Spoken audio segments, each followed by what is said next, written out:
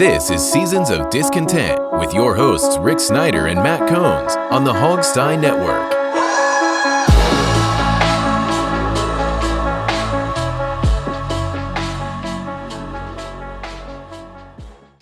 Welcome to Seasons of Discontent. It's Season 4, Episode 3, brought to you by Rick Snyder's Washington on Twitter, Facebook, and YouTube. I'm Rick Snyder. And I'm Matt. And we're discussing all things Washington sports and life. For the podcast, we're part of the Hogstein Network. And for video, you're looking at it right now, we're Rick Snyder's Washington on YouTube. So, Matt, the big name game came from the Washington football team is continuing on. They sent out this really nice release. I put down the bottom there. Mm-hmm. And even though this is a total smoke show, they had 39,783 name submissions, of which my first comment is, are those unique names? Or, I mean, we're talking Martian and stuff. You can't have 40,000 different names for this team. I don't think. I mean, unless you go through the dictionary. Right. There's got to be like 10,000 or more Warriors and 10,000 or more Wolves. And right. You know, they had some, for all you geeks who love numbers out there, I rarely do this, but 13,373 from the DMV, which is where you get your driver's license. I like to call it Washington, D.C. Yeah, for those of you, Rick does not like to call the area the DMV. The DMV is the Department of Motor Vehicles, and that's what I know. And it is that in D.C. Out here in Maryland, it's MVA. It's MVA. 720 from Europe. That's all my boys in England. When we go drinking next time, we'll whatever. We're going to go to Premier League darts and just get, destroyed. And then 110 from Australia and New Zealand, which I find that they coupled them both when they're a continent and a island, but whatever. And then there's a whole bunch. They broke it down. They even talk about Oceania. I think that's where the Mars rover went. I don't know. Okay. Something like that. All the states, territories, Virginia had 6,500, Maryland 5,500. But here's the great names. You would like this. The Red Monster Truck Jam. There you go. Somebody had to let their kid pick that one. And then the Washington Wash Your Hands. The Washington Wash Your Hands. That's a good one. So it's relevant. It's relevant now, but it won't be relevant in 5 years. Well, you should always be washing your hands. I agree, but they're doing it obviously because of the pandemic. It actually made me laugh when I read that. I thought, okay, that's my new stupid name versus the Risers or the Monarchs. I don't know. That'd be hard for you to pronounce. Washington Wash Your Hands. Yeah, the W Wash. Then you know who's the local. Yeah, exactly. So the name game continues. Hopefully by Thanksgiving or so, we'll hear something on it. I mean, realistically, there's 2-3 names on the table legitimately. Yeah, Warriors, Wolves, Red Wolves. Yeah. And I don't know. There's probably something else. I know the Warriors, a lot of people want that. Yeah, including Dan Snyder. Yeah, and he has the final word. I don't know if there's any kind of copyright, trademark. That's the lawyer stuff. Yeah, I was going to ask you if you had any insight onto how that would work with there being a Warriors team in the NBA. I mean, obviously they have it copywritten for merchandising, I believe. So I guess as long as it's the same name, but it's not the same logo or something, it's weird how that would work. I mean, obviously we've had teams with the same name in multiple leagues before. So I don't know. And it's always weird too, because like with college, I know, the players don't make any money off of merchandising and stuff like that, but the school does. So I'm sure there's a Warriors in a Division 2A school somewhere. There's every name you can imagine. Yeah. If we had something called the Dumb Rocks, there's probably some Division 3 school out there named the Dumb Rocks. And that's probably the hardest part about finding a name is what's left, Nothing. I mean, unless you go in a new language or something. Yeah, I mean, look at like MLIB teams, the minor league baseball teams. You've got the Bum Rockets and stuff like that, and I'm not talking about like, your butt. They have all kinds of different, unique names for the minor league teams. I mean, you can't do that for a professional league team. You can't call us the Washington, Flying Pigeon Birds or something stupid like that. Yeah, when I was in Denver, I met some football players training in the Red Rock, and they were jumping up and stuff, and they were from the Denver School of Mines. And I was like, Mines? I can hear you talk. They go, no, Mines, M-I-N-E-S. I thought, what a college, a School of Mines. Yeah. Maybe they're the Rockhammers or somebody. It's all out there. I guess it's that's why you pay lawyers $500 an hour Right. to figure this crap out on there. So I didn't get to see this one, but you did. Pro Football or PFF. Yeah. Pro ranked, Football Focus. yeah, ranked Washington the 8th best roster. I guess I could halfway believe that. It surprised me. So yeah, so PFF came out with their 2021 roster rankings, just based off of free agency, not the draft yet because we haven't had it yet. But right now, after free agency and what they've done since last season, they have ranked the Washington football team with the 8th best roster in the league. Rick, let me ask you this: 3 years ago, could you ever fathom them having the 8th best roster in the league? No, I mean, before last year's draft, I would often say, who on this team is untouchable to get rid of? Now it's Chase Young, but Right. Now they have a few guys, but Yeah. before that, really didn't have anybody. There wasn't really anyone on the team I would have said, no, you can't move him. Right. So look how many now. We could probably say about 8 guys that you really wouldn't want to trade or do whatever. Right. So that's a big jump. Yeah, you got Chase, you got everybody on that D line, Ioannidis, Allen, Payne. I wouldn't get rid of any of them. Not right now. Well, not this year, but next year when contracts come due, I think Allen will find somewhere else to play for more money. Wouldn't surprise me. You think they would pick Payne over Allen?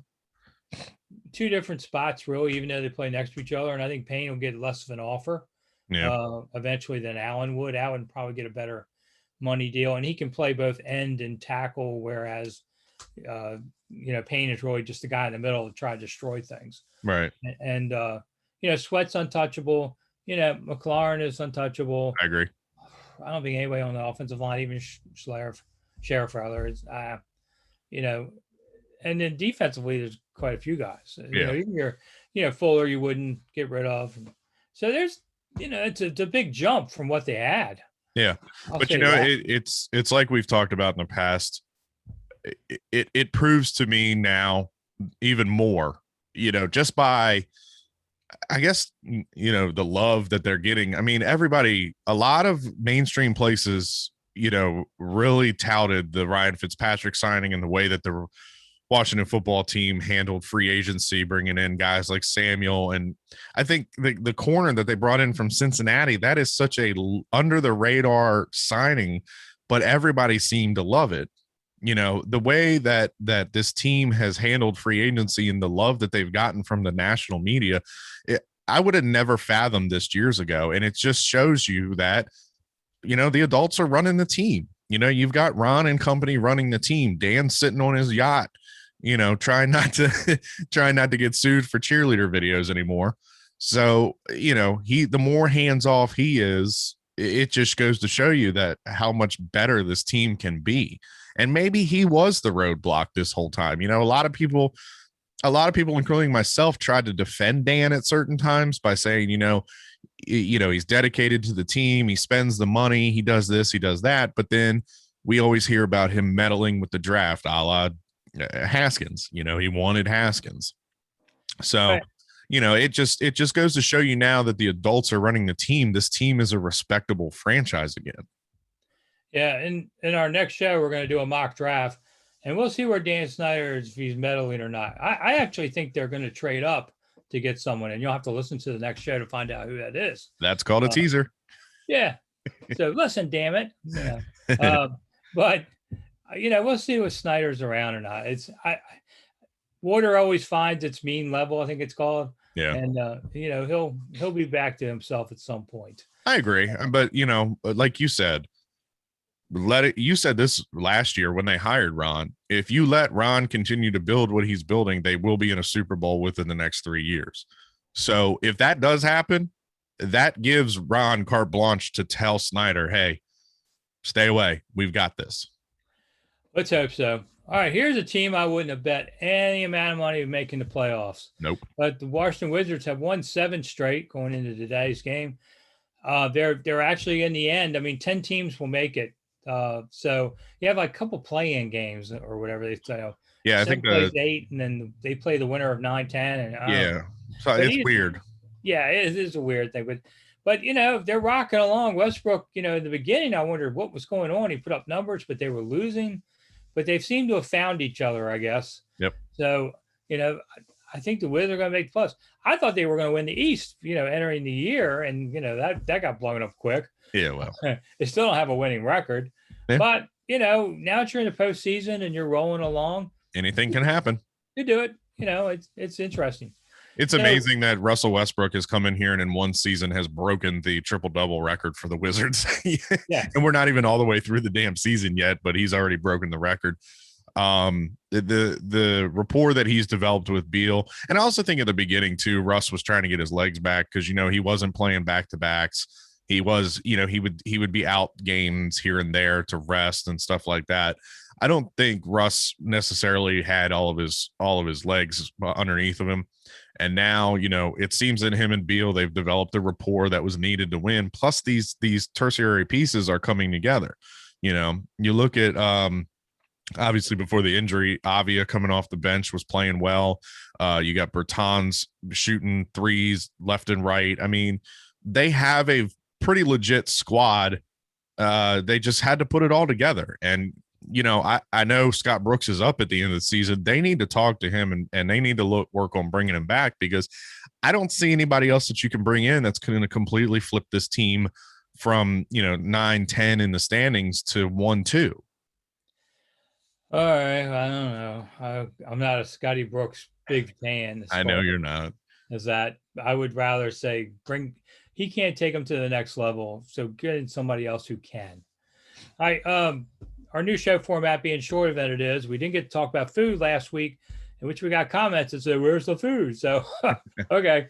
So what did you eat this week? I had the new McDonald's chicken sandwich.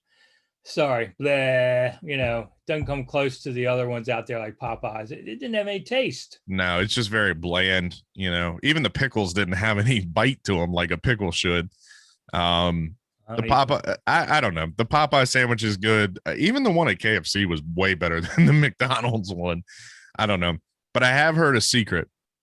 If you go to McDonald's and tell them you want just the regular chicken sandwich and tell them you want bacon and Big Mac sauce on it. Apparently that is the secret recipe. Okay. Well, the other part is you just buy the sandwich. They give you the fries free. They're trying to bribe you into doing it. I know. And the soda, it's like, I think it was $5.08, for it. That's not bad. Yeah. I can't beat that. I know. The three of us went to McDonald's yesterday on our way home from running errands, and it was $24 total. When did McDonald's become a $20-some trip? Well, yeah, I went by Hovermails and they were closed. For those of you who know what that is. Those of you who don't, I don't want you to go because you'll be causing long lines. I thought they don't open until May, right? I thought it was April. Oh. I've been going since 1962. I got a streak going. Well, Rick, it's April and it's 30 degrees outside. I mean, come on. not every day. It's going to be 88 degrees on Wednesday. I know. And then by Friday, it's going to be cold and raining again. Yeah, it was freezing this week. Yeah, no kidding. There are days you have both the heat and the AC on. That's Washington. All you're doing is screwing up your air conditioning unit. Oh, that's another story I'll tell you about. Okay. All right. We got any time left? Yeah. We got about 30 seconds here. All right. Well, then blah, blah, blah, blah, blah, blah, blah. I'll let you go early for once. I'll do the plugs real quick. Check us out on Twitter at the SOD podcast. Send in questions. We will answer your questions live on the air. Make sure you're checking out me on Twitter at FatMatt39, Rick on Twitter at Snide_remarks. Follow us on Rick Snyder's Washington on YouTube, and also listen to us on the Hogsty. Okay, and just send me money direct on PayPal if you like. That would be I like Venmo. That'll work too. There you go. I'm Rick Snyder. And I'm Matt. See you soon. Bye.